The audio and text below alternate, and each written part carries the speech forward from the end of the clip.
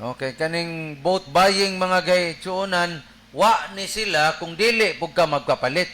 So magkuyog gini silang duha mga kaigsunan. Vote buying and vote selling. Yes. So under section 261 Sa sa BP Batasang 81. Pambansa bilang 881 mga kaigsunan, nagaingon dag prohibit vote buying and vote selling, which is defined as giving, offering, and promising money or anything of value to induce someone to vote for or against a candidate. So, it's either gibayran mo, gibayran mo, gioperan mo nga, dili mo pabutaron dito speakers, mauna siya ang nakabutang sa section 261 sa atuang BP 881.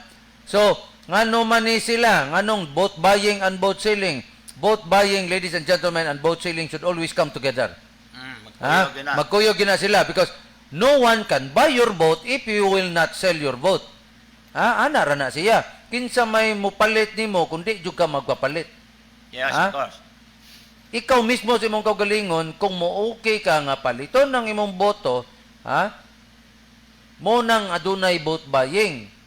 On the other hand, you're also selling your vote. Maura na sila. Like, for example, ng vote buying, no? Para masabtan no, mga serious election offense na siya in the Philippines, no? Dahil na define na sa under, ingon mo sir, under Section 261. nga, sa Omnibus Election Code nga vote buying, no? Sampo sa vote buying ka namang paghatag o offering money ba? Directly or indirectly sa paghatag sa kwarta to voters in exchange of their votes, no? Yes, So, importante. importante no, hatag kwarta nimo, butar na ko ha. Impikas, 500 ramos kalibo. Di ba? Una na ba? There was a one point gitawag promising employment or office, no? Kanang Trabahoon ka. sige, offering government position or job to vote nga in exchange for their support. Sige, suportare ko kay og modaog ko taga-anti ka og kining posisyon. Mo unti kang kuan ba? Sekretary na ako ba o mo taga mo ra bag na i-promise ba nga ako ributar na ako kay modaog taga-anti kang trabaho. Yes. So, natawag tag making expenditure. Kanang spending money sila to influence sa mga voters, no? Gasto sila mga pila ka milyon na, no?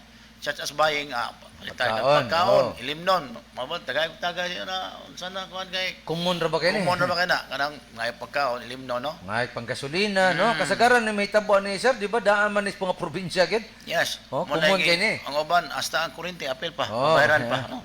Billing sa kuryente, billing sa tubig, unsa pa na.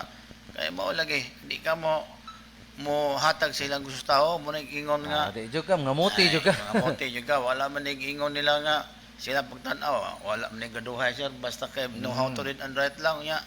Wala man ingon nga kani gitawag na to kinahanglan bagyo bugado nga diha kung sa kadiyam dagan diha basta may lang kamo hatag kuan nga na.